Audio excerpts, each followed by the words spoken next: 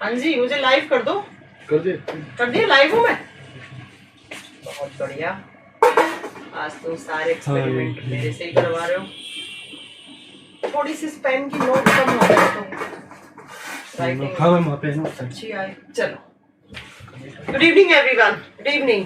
अरे पोडियम उठा लाओ ना, नीचे अपना बना हुआ तो रखा है, तुम्हें ये नहीं पता कि दो जन लिख रहे थे, मैं तब तक ये ले आया। चलो कोई बात नहीं, तब तक फिर ये से हटा दो, इन दोनों को हटा दो, पोडियम रखा जाएगा ना, फिर वो उसके ऊपर रख देना मेरी।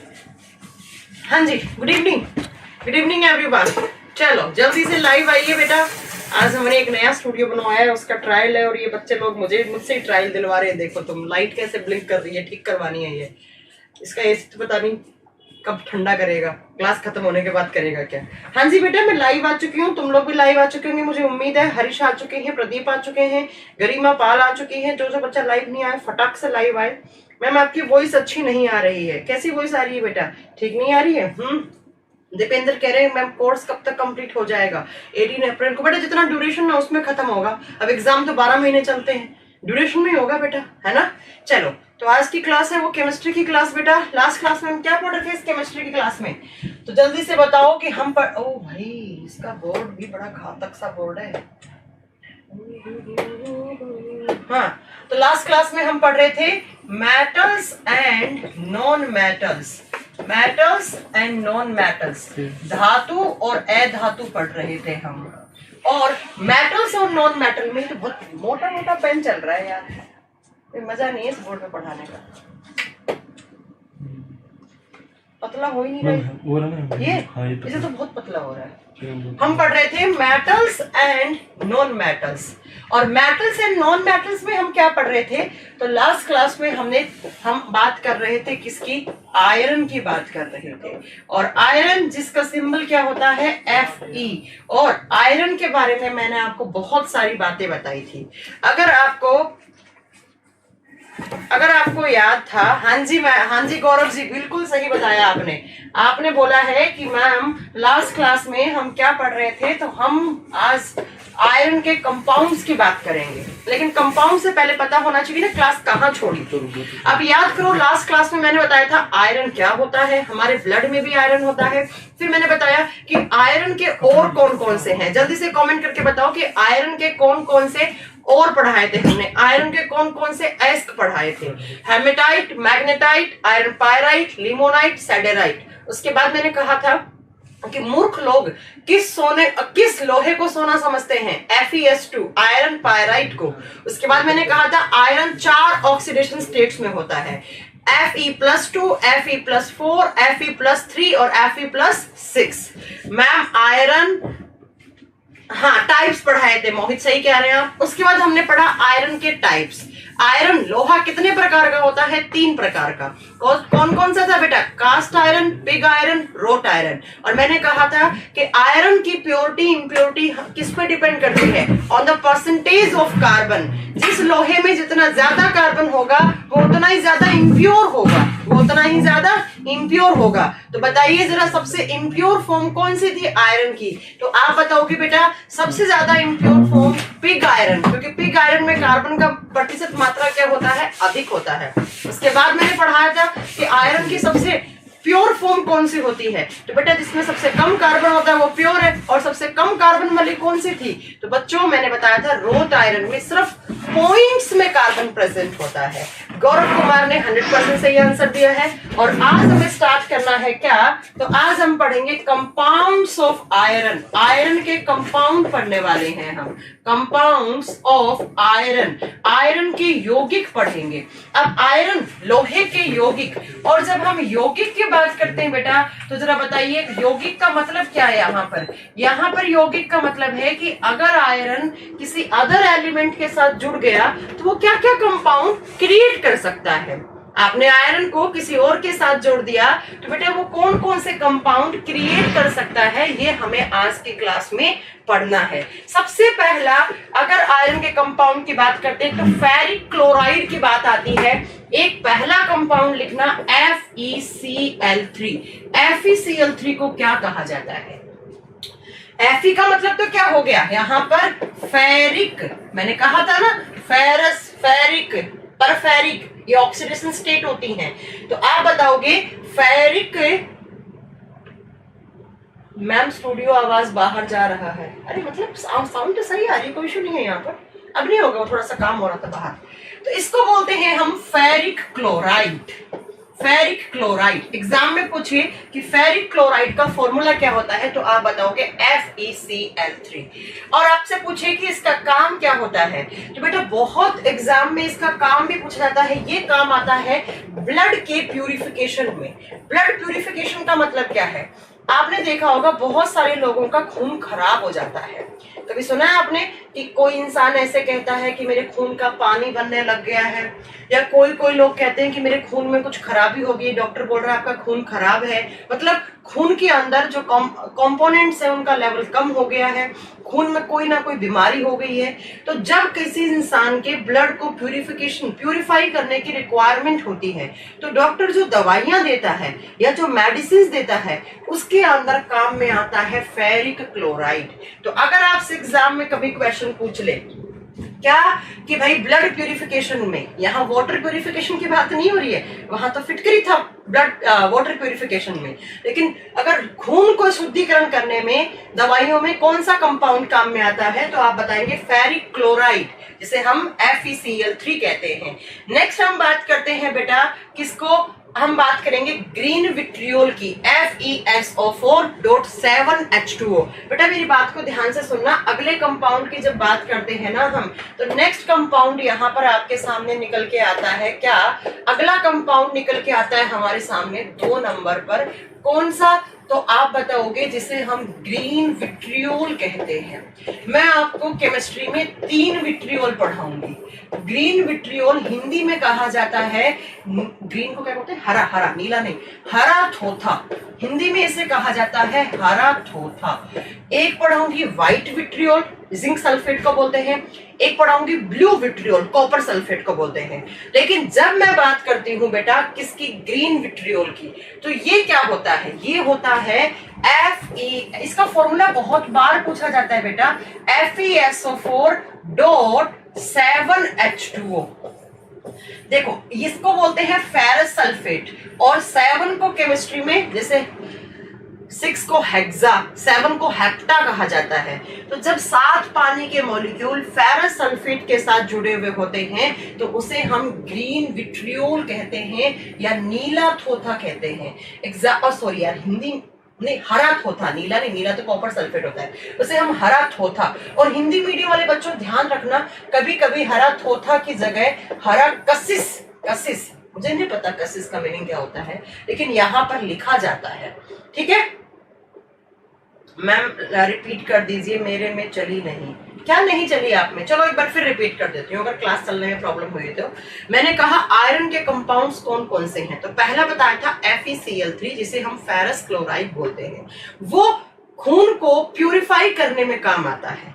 मैंने दूसरा यहाँ पर बताया है बेटा क्या, ग्रीन विट्रियोल, हरा थोथा, और हरे थोथे को FeSO4.7H2O कहा जाता है। हिंदी मीडियम वालों के लिए थोड़ा सा टफ टर्म है यहाँ पर, पहला है हरा थोथा, दूसरा हरा कसिस भी लिखा जाता है इसे। इसका formula NDA, CDS, Delhi police के जैसे एग्जाम में बहुत बार पूछा जा चुका है।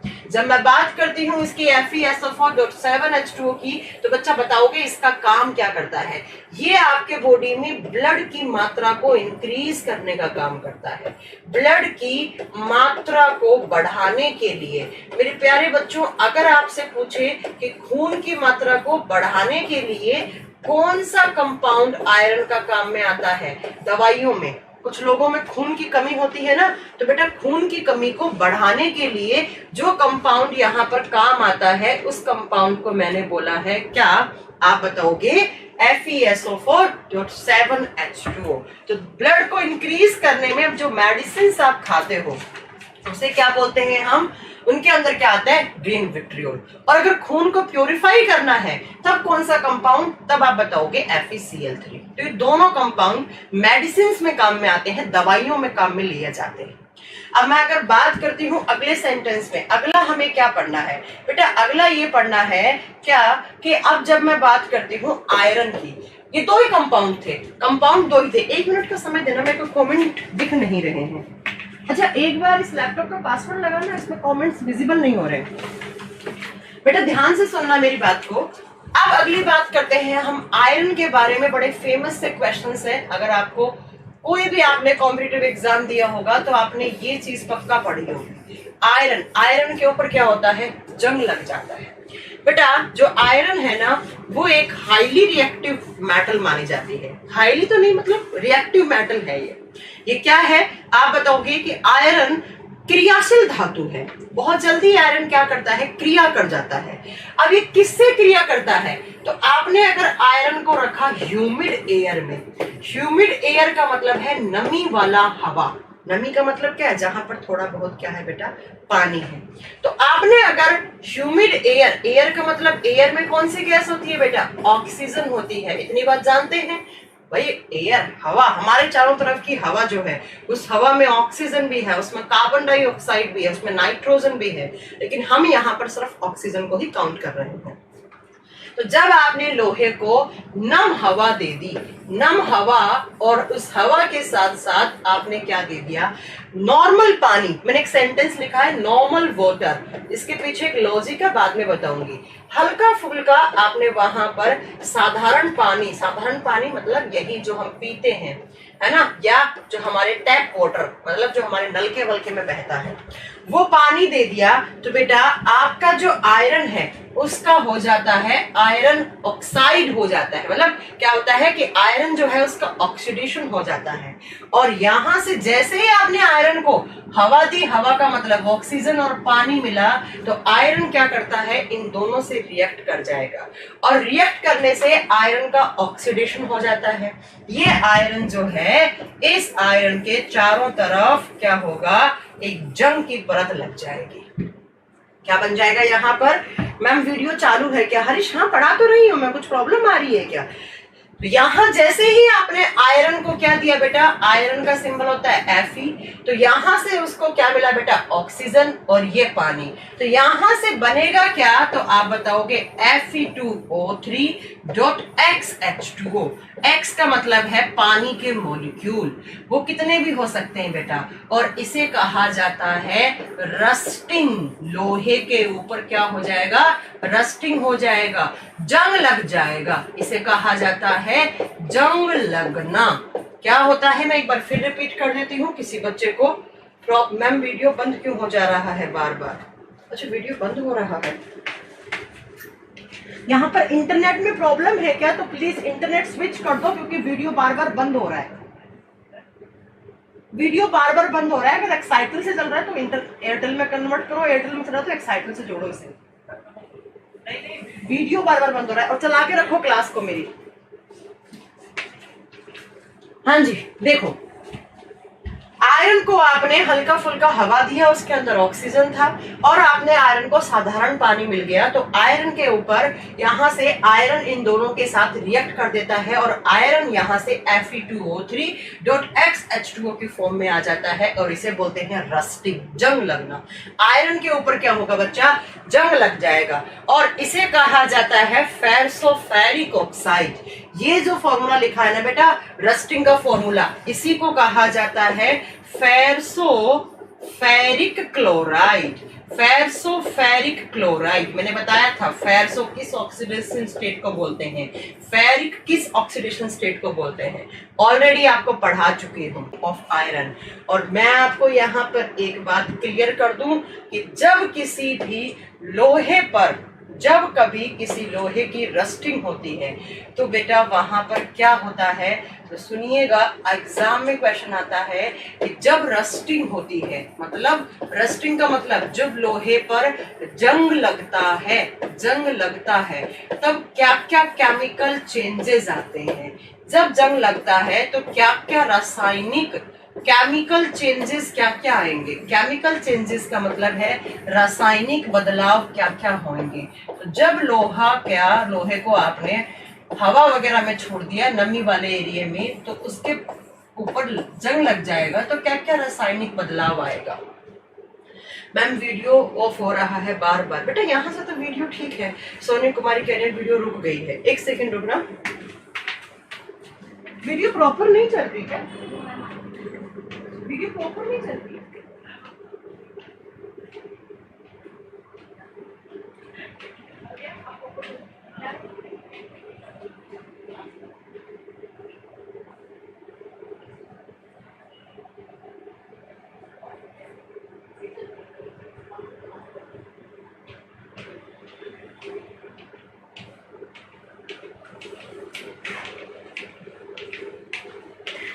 चलो बच्चों, अब वीडियो नहीं रुकेगी। इंटरनेट ना शाम के समय थोड़ा सा ना स्लो हो जाता है, लेकिन अब नहीं हो रही कि अभी कमेंट करके बताना। अभी वीडियो में कोई प्रॉब्लम नहीं है क्योंकि इंटरनेट चेंज करवा दिया है, तो अभी ठीक है। वीडियो बार बार बंद हो जा रहा है, अब नहीं हो रहा है बेटा। विजय लक्ष्मी प्रसाद, मैं एक बार फिर से रिपीट कर दूं। अगर अब ठीक है बेटा, आप वीडियो एक बार कमेंट करना। अभी नहीं हो रहा होगा क्योंकि मैंने इंटरनेट चेंज करवा दिया है। नो मैम, यस मैम, अभी ठीक है। ओके, वो इंटरनेट का वो था ना कमजोर, शाम के समय दिल्ली में इंटरनेट का प्रॉब्लम हो जाता है। चलिए एक बार फिर से बताती हूँ आपको, ठीक है? जरा सुनना, मैम रिपीट कर दो। बिल्कुल रिपीट करूंगी मैं। देखो क्या पढ़ाया मैंने आयरन के बारे में, ध्यान से सुन लेना। मैं रिपीट कर रही हूँ यहाँ पर कि जब आप आयरन को, अब नहीं करूंगी इसके बाद, ध्यान से सुन लीजिएगा। जब आप आयरन को क्या करते हो, नमी दे देते हो। नमी का मतलब है नम हवा, यहाँ पर ह्यूमिड एयर, नम हवा, और साथ में उसे नॉर्मल वाटर, बेटा नॉर्मल वाटर मैंने लिखा है यहाँ पर, इसका कोई उद्देश्य है लिखने का। साधारण पानी दे देते हो तो आयरन क्या करता है, आयरन इस हवा के अंदर जो ऑक्सीजन है उसके साथ और पानी के साथ रिएक्शन करके यहाँ से बनाता है Fe2O3 H2O, और इसे कहा जाता है फेरसो। फेरसो मैंने कहा था बेटा, फेरसो फेरिक, पर फेरिक बताया था मैंने। फेरसो फेरिक ऑक्साइड, और इसी का ही दूसरा नाम आम भाषा में आप इसे बोलते हो रस्टिंग, और रस्टिंग को बोलते हो आप जंग लगना। जंग लगना, आयरन के ऊपर, लोहे के ऊपर क्या हो जाएगा, जंग लग जाएगा। ठीक है, ये बता रही थी मैं। ठीक है, अब मेरी बात को जरा ध्यान से सुनो। एग्जाम में क्या क्वेश्चन आता है, जंग लगने का फॉर्मूला क्या है, ये बेटा, ये जंग लगने का फॉर्मूला है। जंग लगाने के लिए क्या क्या चीजें चाहिए आपको, तो बेटा हवा में ऑक्सीजन और नमी वाली हवा, मतलब आप उसे कह सकते हो नम हवा, और आपको पानी चाहिए। ये चीज होगी। अब मैं बात करती हूँ क्या कि जो रस्टिंग होती है, जब लोहे के ऊपर रस्टिंग होती है, लोहे के ऊपर जंग लगता है, तब क्या क्या वहां पर केमिकल चेंजेस आते हैं, क्या क्या बदलाव आएगा रस्टिंग के समय, तो वही मैं आपको पढ़ा रही हूँ। क्या क्या केमिकल चेंज आएगा। पहला केमिकल चेंज क्या होगा, जब रस्टिंग होती है तो लोहे का जो टोटल वेट होता है, कुल वजन है, वो बेटा इंक्रीज होगा, वो बढ़ जाएगा। एग्जाम से क्वेश्चन यहीं से आएगा कि जब रस्टिंग होती है तो बताइए लोहे का वजन कम होगा या ज्यादा। आप बताओगे बेटा लोहे का वजन इंक्रीज होगा। वेट क्या होगा, इंक्रीज। दूसरा बेटा कलर चेंज हो जाएगा, कलर रंग बदल जाएगा। लोहा लाल कलर का दिखता है, लेकिन जब लोहे के ऊपर जंग लगता है, जंग की पपड़ी सी जम जाती है, तो लोहा जो लाल कलर का था ना, वो रेडिश ब्राउन कलर का हो जाता है, लाल भूरे रंग का हो जाता है, रेडिश ब्राउन कलर के जैसा सा दिखता है। ये भी एग्जाम के पॉइंट ऑफ व्यू से बहुत अच्छा क्वेश्चन है। अगला एग्जाम में क्वेश्चन आता है कि जब लोहे के ऊपर जंग लगता है तो लोहे की जो स्ट्रेंथ है, स्ट्रेंथ का मतलब यहाँ पर जो मजबूती है, मतलब जो लोहा 50 साल चल सकता था, अब वो लोहा सिर्फ 20, 25, 30 साल तक चलेगा। उस लोहे का लाइफ स्पैन घट गया है, मतलब लोहे की जो स्ट्रेंथ है वो क्या होगी बेटा, डिक्रीज होगी, लोहे की मजबूती घट जाएगी। और नेक्स्ट आप बताओगे कि लोहे की जो क्वालिटी है वो भी क्या हो जाएगी बेटा, थोड़ी सी प्योर आयरन की जो क्वालिटी है, मतलब लोहे की जो जंग लगने से जो पहले लोहा था वो एकदम प्योर था, लेकिन जंग लगने से लोहे के अंदर क्या आ गई, इम्प्योरिटीज आ गई। और इम्प्योरिटीज आने से आप बताओगे जो क्वालिटी है लोहे की, लोहे के जो गुणता थी, क्वालिटी ऑफ प्योर आयरन, लोहे के अंदर जो प्योर आयरन था उसकी क्वालिटी क्या होगी बेटा, डिक्रीज हो गई, क्वालिटी में कमी आ गई, उसका लाइफ स्पैन डिक्रीज हो गया, कलर चेंज हो गया, टोटल वेट इंक्रीज हो गया बेटा। ऐसे बहुत सारे आपको रस्टिंग के समय केमिकल चेंजेस देखने को मिलते हैं। लोहा जो है वो खोखला हो जाता है, एक बच्चे ने बिल्कुल सही लिखा है। वेट बढ़ेगा, क्वालिटी डिक्रीज होगी, है ना। राहुल कह रहे वीडियो नहीं चल रहा है, अभी चल रहा है ना वीडियो सही, कि मैं ऐसे ही पढ़ाई जा रही हूँ। और क्या होगा आप बताएंगे, यहां से उस लोहे की स्ट्रेंथ डिक्रीज हो जाती है, उसकी स्ट्रेंथ में, उसकी मजबूती में भी कमी आ जाती है। अब मैम क्या करना चाहिए हमें? भाई आपके घरों में अगर लोहे का गेट बना हुआ है तो उस गेट के ऊपर बारिश हुई तो बेटा एयर में ऑक्सीजन है, उसकी प्रेजेंस से उसकी क्या हो सकती है, रस्टिंग हो सकती है, जंग लग सकता है। तो अब उस गेट की स्ट्रेंथ क्या है, कमजोर होगी, उस गेट की उम्र भी कम हो जाएगी, मतलब उसका लाइफ स्पैन भी कम हो जाएगा। तो बेटा अब आपको क्या करना पड़ेगा, उस गेट को, लोहे के जो गेट लगा हुआ है उसको हम क्या करेंगे, उसको लोहे पर, उसके अंदर जो लोहा है उसको जंग लगने से बचाएंगे। और बचाओगे कैसे? क्लास चल रही है क्या मेरी? दिखाओ।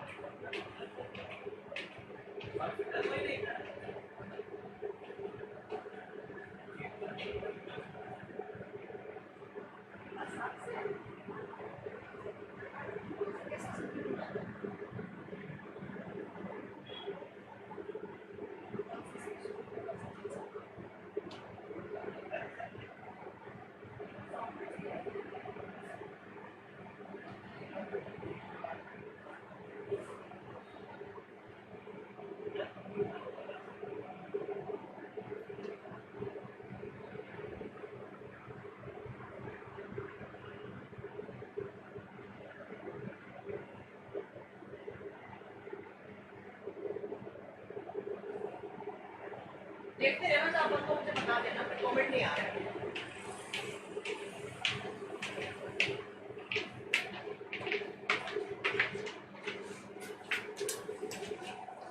हाँ जी बेटा, क्लास रुक रही है। नहीं बेटा,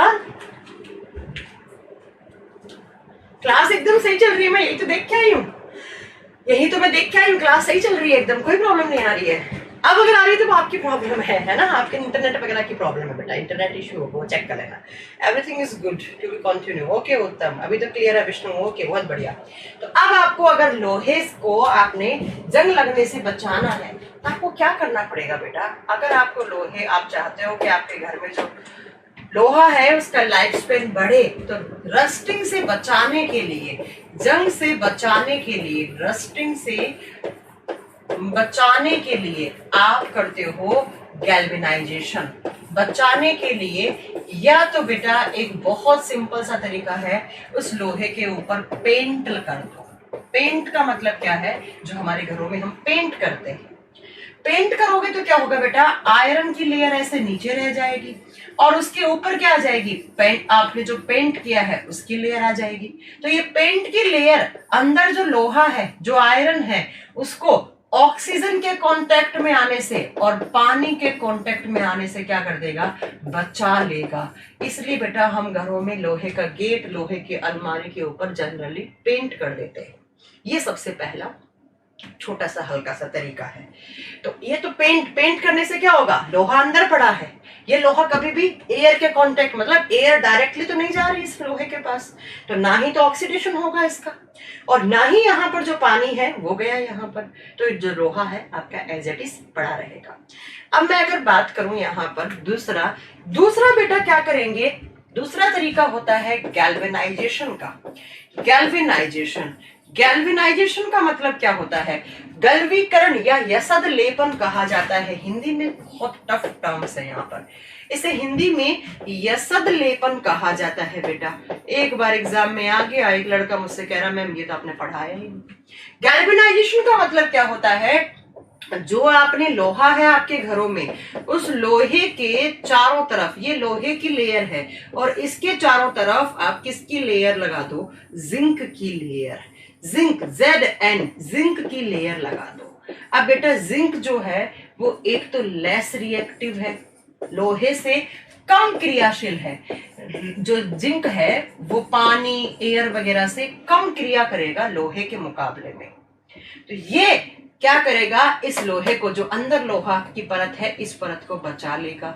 किससे? रस्टिंग से बचा लेगा। तो बेटा एग्जाम में क्वेश्चन आता है गैल्वेनाइजेशन किस धातु पर किया जाता है, तब तो लोहा करोगे। किस धातु को काम में लिया जाता है गैल्वेनाइजेशन में, तब बेटा आप क्या बताओगे? जिंक की लेयर चढ़ाई जाती है।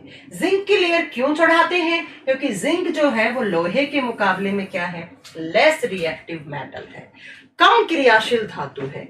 इसलिए हम जो हमारे घरों में लोहा, जनरली लोहा घरों में नहीं, जो बड़ी बड़ी मशीन्स बनाते हैं ना, मशीनरी बनती है जहां पर, वहां पर गैल्वेनाइजेशन काम में लिया जाता है। हम लोग तो पेंट वगैरह करते थे जनरली, है ना। तो याद रखिएगा बेटा कि गैल्वेनाइजेशन किस धातु पर किया जाता है? लोहे पर। और किस धातु को काम में लिया जाता है, मतलब किसकी लेयर चढ़ाई जाती है, तब आप क्या बताओगे बेटा? आप बताओगे जिंक लेयर की। अब मैं आपको एक बात बता दूं, एक एग्जाम में क्वेश्चन आया था क्या, कि अगर आपने आयरन जंग कब नहीं लगता, तो अगर आपने इस आयरन को छोड़ रखा है ड्राई एयर में। ड्राई एयर का मतलब है सूखी हवा, मतलब ऐसी हवा, सिर्फ हवा है, वो नमी नहीं है, ह्यूमिड एयर नहीं है, उसमें पानी की ड्रॉपलेट्स वगैरह नहीं है। और दूसरा, ये आयरन पड़ा हो किसके? Distilled water. और डिस्टिल्ड वाटर क्या होता है बेटा?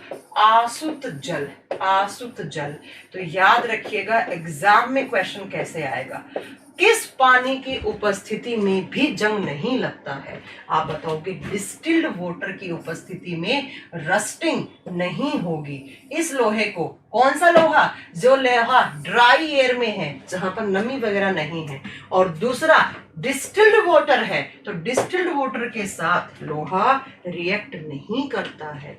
डिस्टिल्ड वाटर क्या है? ऐसा पानी जिसके अंदर कोई भी आयन नहीं है, और जब आयन्स नहीं है तो बेटा रिएक्शन तो होगी ही नहीं। तो एग्जाम में क्वेश्चन आते हैं कि कौन सा पानी जंग लगा सकता है, तो बेटा नॉर्मल पानी। नॉर्मल वाटर का मतलब क्या है? बारिश का पानी। नॉर्मल वाटर का मतलब क्या है? Tap water. नॉर्मल वाटर का मतलब क्या? जो हमारे घरों में हम पानी काम में लेते हैं, कपड़ा वपड़ा धोते हैं, उससे। लेकिन अगर आपने जो केमिस्ट्री लैब में काम में आता है पानी, डिस्टिल्ड वाटर, DW, आसुत जल, जिसके अंदर कोई आयन नहीं है, जो न्यूट्रल वाटर है, जो उदासीन पानी है, उदासीन जल है, उसको दिया तो बेटा आयरन पे जंग नहीं लगता है। तो ये एग्जाम में क्वेश्चन आता है। अब नेक्स्ट अपन बात करते हैं किसकी? अब हम बात करेंगे बेटा आयरन के बारे में। अगली बात करती हूं मैं, तो बेटा आपने एक नाम सुना है स्टील। स्टील जिसके हमारे घरों में क्या आते हैं? बर्तन आते हैं। स्टील जिसे हिंदी में इस्पात कहा जाता है। इस्पात हमारे घरों में स्टील के गाड़ियों के बहुत सारे पार्ट्स बनाने में काम में आता है ना ma'am. Best metal to be used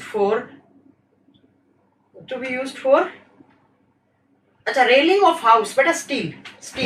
लेकिन स्टील में भी टाइप अभी पढ़ाएंगे हम, उत्तम, आर, धाकड़। अभी सुनना आप, देखो बेटा जब मैं बात करती हूँ ना स्टील की, स्टील किसका बना हुआ होता है? ध्यान से रखना, स्टील के अंदर आयरन तो होता ही होता है।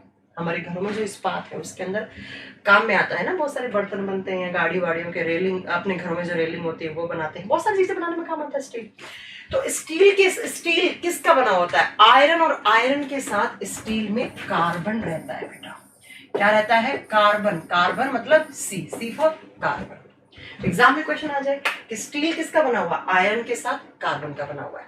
ये जो कार्बन का परसेंटेज है वो अप्रोक्स किस परसेंटेज में है? 0.025 से लेकर 2.5% के लमसम कार्बन होता है। 0.025% से लेकर कितना? अप्रोक्स 2.5% क्या है? कार्बन। किसके अंदर है बेटा? स्टील के अंदर। बाकी आपका आयरन और हल्की फुल्की कुछ कोई और मेटल भी हो सकती है। अब बेटा बात ये आती है कि मैम स्टील में, एग्जाम में क्वेश्चन आता है, स्टील में आपने कार्बन को ऐड क्यों करा? इस कार्बन को आपने क्यों मिलाया? तो ये जो कार्बन है ना, ये बेटा कार्बन जो है, उस कार्बन को मिलाने का स्टील में क्या उद्देश्य है? कार्बन देता है हार्डनेस। स्टील को कठोर बनाने का काम करता है कार्बन। तो एग्जाम में कभी क्वेश्चन पूछ ले कि इस्पात को कठोर बनाने के लिए क्या ऐड किया जाता है? है कार्बन, या पूछे कार्बन क्यों ऐड करते हैं स्टील के अंदर, तो वो क्या देता है, it gives hardness to steel, यह इस्पात को कठोरता प्रदान करता है। बोलो यस या नो। एग्जाम में क्वेश्चन आया तो बता दोगे कि नहीं बता दोगे। और बेटा ये कार्बन का जो परसेंटेज है, ये जो कार्बन का जो रेंज लिखा है ना, इसी रेंज के आधार पर, on the percentage of carbon in steel, इसी के आधार पर हम स्टील को टाइप्स में डिवाइड करते हैं। ये जो कार्बन की मात्रा है ना, इसी कार्बन की मात्रा के आधार पर हम स्टील को 3 कैटेगरी में डिवाइड करते हैं। एक आता है हार्ड स्टील, भैया जितना ज्यादा कार्बन मिलाओगे उतना ही तो हार्ड हो जाएगा। एक आता है माइल्ड स्टील, अभी आपको बताने वाली हूं मैं। एक होता है कठोर इस्पात। तो लिखेंगे कि कार्बन, देखो कार्बन बहुत खराब चीज है, वैसे बहुत अच्छी चीज है। कल पढ़ाया था कार्बन के परसेंटेज के आधार पर लोहा कितने प्रकार का होता है, कार्बन के परसेंटेज के आधार पर कार्बन कोयला कितने प्रकार का होता है वो बाद में पढ़ाएंगे, और कार्बन के परसेंटेज के आधार पर स्टील कितने प्रकार का होता है। तो बेटा अगर हम स्टील की बात करते हैं तो पहला हो गया हार्ड स्टील, दूसरा है माइल्ड स्टील। माइल्ड स्टील का मतलब, तो माइल्ड बोलते हैं ना, माइल्ड सा ले आना, माइल्ड का मतलब तो हल्का सा, हल्का मतलब नरम इस्पात, हिंदी में बोलेंगे इसे नरम इस्पात, मतलब सॉफ्ट स्टील हो गया, जो क्या होगा, सॉफ्ट। और तीसरा आता है बेटा क्या यहाँ पर, मीडियम स्टील। मीडियम स्टील तीसरा आता है, मीडियम, मध्यम इस्पात। मीडियम स्टील, मध्यम इस्पात, मतलब जो ना हार्ड ना नरम, उसको बोलते हैं मीडियम स्टील। जब मैं सबसे पहला बात करती हूँ हार्ड स्टील की, तो जो बेटा हार्ड स्टील है उसके अंदर अप्रोक्स 1 से 1.5%, कभी कभी 1 से 1.5% लिखा हुआ मिलेगा, कभी कभी बेटा यहाँ से 1.5 से 2%, वो डिपेंड करता है किस टाइप का इंस्ट्रूमेंट बन रहा है। तो अगर कोई भी ऐसा इस्पात जिस इस्पात के अंदर 1 से 1.5 या 1.5 से 2% आपने क्या मिलाया, कार्बन मिलाया, तो बेटा इतना तो ज्यादा है ना। देखो मैंने रेंज ही ये बताई 2.5 और आपने 1.5 से 2% मिला दिया, तो ये जो यहां से इतना % कार्बन मिलाने से जो आपको स्टील मिलेगा वो क्या होगा, वो हार्ड स्टील होगा। वो क्या होगा आप बताओगे, हार्ड स्टील होगा। और इसी स्टील से बनाया जाता है मैंगनेट, ये चुंबक बनाने में काम आता है। अब चुंबक आपने देखा होगा कितना हार्ड है, ये कहाँ काम आता है, चुंबक बनाने में, मैंगनेट बनाने में काम आता है। और अगर मैं बात करती हूं बेटा, क्या आप बताओगे मोर देन 0.5%, 0.5% से थोड़ा सा अधिक हो। चलो पहले माइल्ड स्टील की बात करते हैं। माइल्ड स्टील वो है जिसके अंदर कार्बन का परसेंटेज 0.1% कार्बन है, या इससे क्या है, कम, या इससे कम है, मतलब बहुत कम है यार ये तो जितना कम होगा उतना ही क्या होगा, नरम होगा वो, है ना। तो उतना ही वो क्या होगा बेटा, आप बताओगे कम होगा, है ना। तो उसे बोलेंगे हल्का इस्पात या नरम इस्पात। और बेटा मीडियम वाले में 0.5%, मीडियम स्टील में 0.5% क्या रहता है, कार्बन रहता है। तो ये तो बेचारा ना नरम है ना कठोर है, क्योंकि 0.5% के लमसम है, थोड़ा बहुत इससे ज्यादा हो सकता है। और ये कहाँ काम आता है, इस इस्पात से ट्रेन की पटरी बनाई जाती है, ट्रेन की पटरी। अब ट्रेन से तो गए होंगे आप, तो ट्रेन की जो लेन है, जो पटरी है, वो किस प्रकार के स्टील से बनी हुई है, तो आप आंसर कर देना वो मीडियम स्टील से बनी हुई है, ठीक है। और मैं आपको यहाँ पर आपके जनरल नॉलेज के लिए एक आपको अच्छा सा पॉइंट बता देती हूँ, किसी भी इस्पात पर वेल्डिंग नहीं होती है। कोई भी इस्पात हो, चाहे वो हार्ड स्टील हो और चाहे वो क्या हो, माइल्ड स्टील हो, चाहे वो मीडियम स्टील हो, स्टील की वेल्डिंग नहीं होती है। तो अगर आपसे एग्जाम में पूछ ले क्या स्टील की वेल्डिंग होती है, आप बताओगे स्टील पर वेल्डिंग नहीं होती है, नहीं होती है। समझ में आ रहा है मेरी बात यहां तक। तो कार्बन के परसेंटेज के आधार पर स्टील को भी हम 3 कैटेगरी में डिवाइड करते हैं। स्टील में अप्रोक्स 95 से अप्रोक्स ज्यादा ही परसेंट का आयरन होता है। आयरन के साथ कार्बन को मिलाया जाता है क्योंकि बेटा कार्बन हार्डनेस देगा। तो अगर आपने कार्बन को 1.5, पौने 2% 1% में मिलाया है तो कार्बन ने बहुत ज्यादा मजबूती दे दी है, वो हार्ड स्टील बन गया है, उसका काम चुंबक बनाने में काम में आएगा। और दूसरा बेटा माइल्ड स्टील का मतलब है जिसमें 0.1% से भी कम है, तो उतना ही कमजोर होगा बेटा। तो ये नरम इस्पात है। और मीडियम इस्पात जो 0.5, ये 5% मत कर लेना, 0.5 लगाया मैंने, 0.5% है, तो उसे हम क्या बोलेंगे बेटा, माइल्ड स्टील, मध्यम इस्पात। और ये काम आता है ट्रेन की पटरी बनाने में। अब बात करते हैं हम नेक्स्ट, एक और बेटा, एक की और बात बताती हूँ आपको। एक नाम सुना होगा आपने, स्टेनलेस स्टील, जिस स्टील के ऊपर जंग नहीं लगता, स्टेनलेस स्टील, जंगरोधी इस्पात। जंगरोधी इस्पात क्या होता है, तो ये एक अलॉय है बेटा। जंगरोधी, जंगरोधी समझ लो, जंगरोधी सीमेंट आती है ना, जंगरोधी सीमेंट, जंगरोधी सरिया आता है शायद, है ना। जंगरोधी इस्पात, ऐसा इस्पात जिसके ऊपर क्या नहीं होता, जंग नहीं लगता, रस्टिंग नहीं होती, ठीक है। वो क्या होता है, वो एक अलॉय है। और अलॉय का मतलब क्या होता है, मिश्र धातु, mixer of metal and non metal. और जब मैं बात करती हूँ स्टेनलेस स्टील किस किस मेटल का अलॉय है बेटा, आयरन, क्रोमियम, निकिल, किस किस का है, पहला लिखो आयरन, Fe सिंबल लिख दो, दूसरा Cr, Cr का मतलब होता है क्रोमियम, एंड तीसरा है निकिल। इन तीनों को जब आप मिक्स करते हो तो बेटा आप बताओगे यहां से स्टेनलेस स्टील, जंगरोधी इस्पात बनता है। आयरन जो होता है वो अप्रोक्स 70% में, और बाकी के 30% में 18% तो ये होता है क्रोमियम। अब जो बचा हुआ आप देख लेना, 70 और ये 88 हो गया, तो कितना परसेंट बचा, 12%। तो 12% में निकिल मिलाया जाता है, 18% में क्रोमियम। क्रोमियम क्यों मिलाते हैं, क्रोमियम बेटा जंग लगने से बचाता है, जंग लगने से बचाता है। स्टेनलेस स्टील पर जंग नहीं लगता है।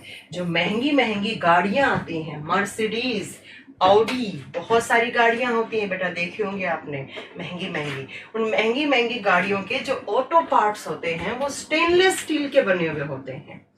या जो मोबाइल फोन आते हैं आपके, उस मोबाइल फोन की जो बॉडी है उसको बनाने में स्टेनलेस स्टील काम में आता है, क्योंकि वो महंगा है, क्रोमियम महंगा आता है बेटा, और क्रोमियम जंग लगने से बचाता है।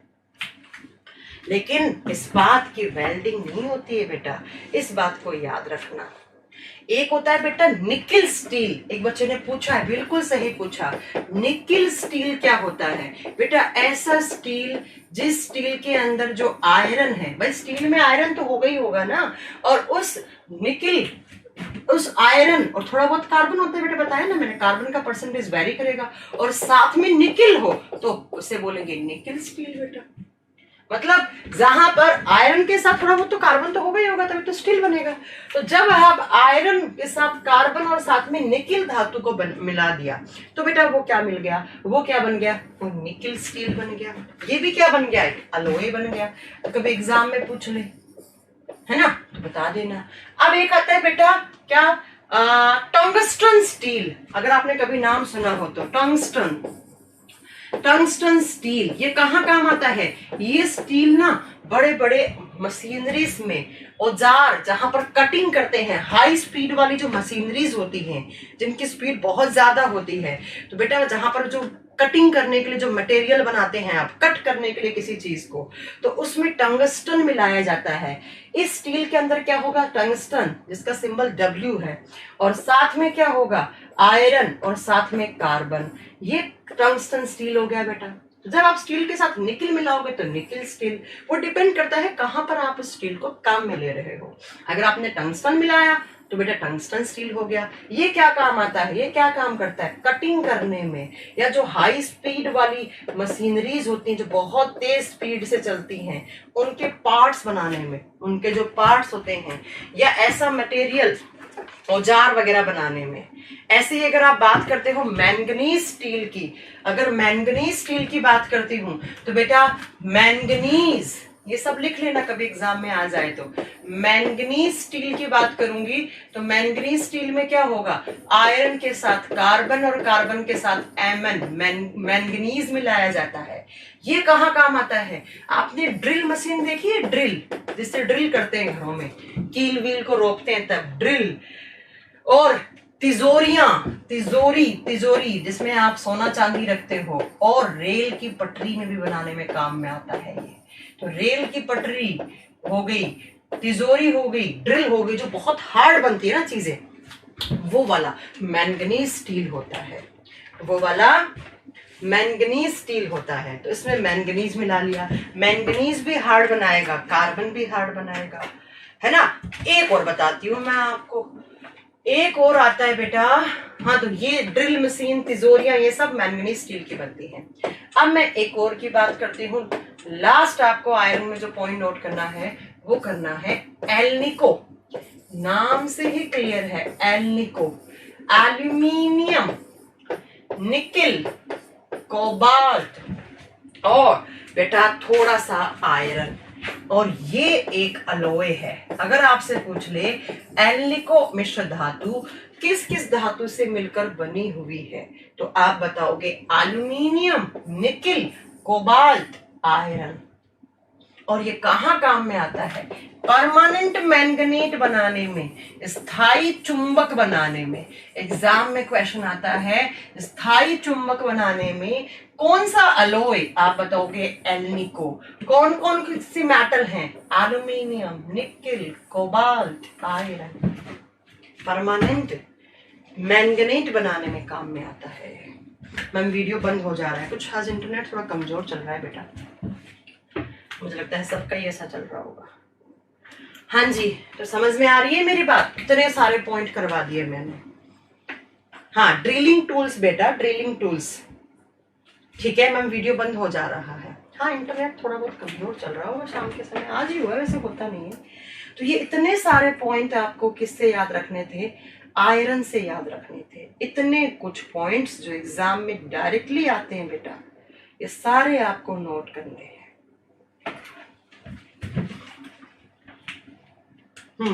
थोड़ा सा प्रॉब्लम हो रही है क्लास चलने में, चलो। तो ये आयरन आपका यहाँ पर कंप्लीट हो गया है। अब चलते हैं नेक्स्ट मेटल की तरफ, और अगला मेटल कौन सा है तो उसके लिए हम पढ़ेंगे, नेक्स्ट पढ़ेंगे हम प्लम्बम। और प्लम्बम बोले तो कौन सी, लेड।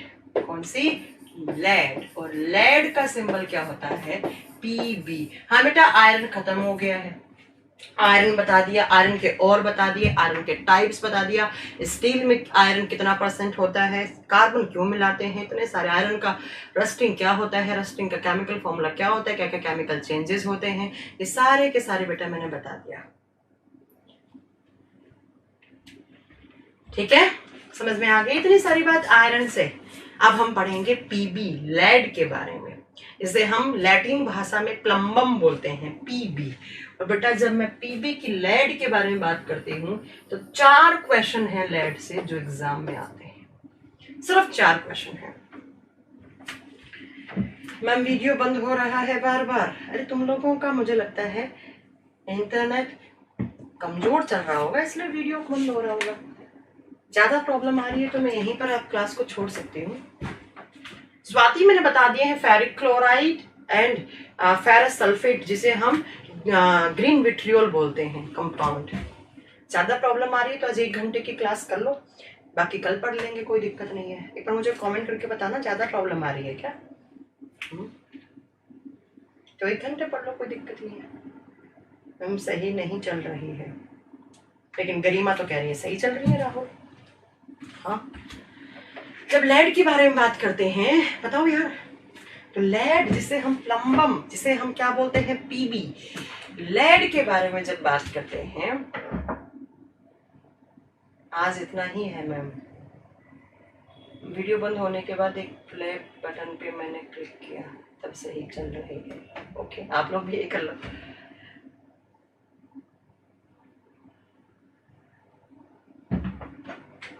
ओके चलो, लैड के बारे में जब बात करेंगे बेटा, तो लैड के मैंने कहा ना 4 क्वेश्चन है। एक तो लैड के और बहुत फेमस है, और जिनको हम क्या बोलते हैं, एस्क। लैड के 2 और हैं जो बहुत फेमस है। मैम क्लास नहीं चल रही है, स्वाति शर्मा कह रही है। स्वाति यार तुम जब से 1 घंटे से पढ़ा रही तब से कह रही हो क्लास नहीं चल रही है। इतने सारे बच्चे देख रहे हो ना, तो कोई प्रॉब्लम नहीं है। लैड के 2 और हैं बहुत फेमस है बेटा।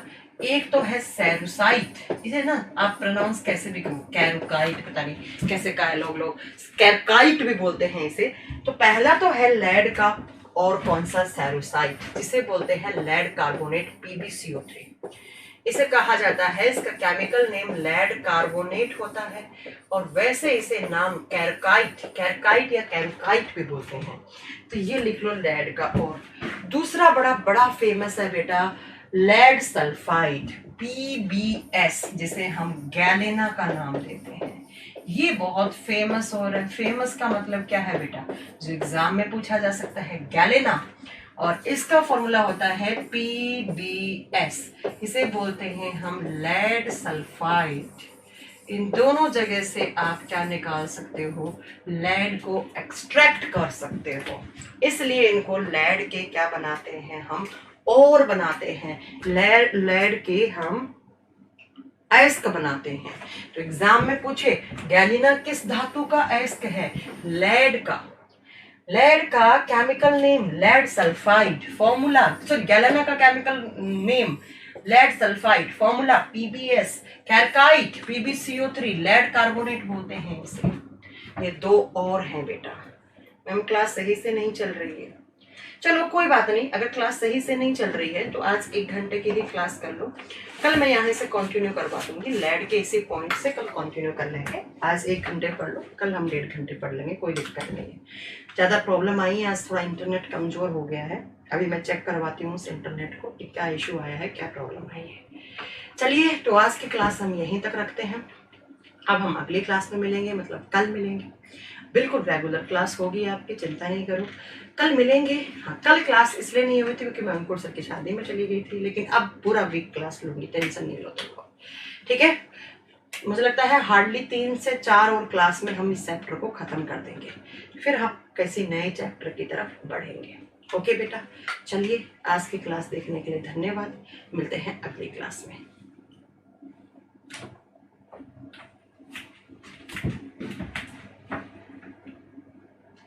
ओहो क्या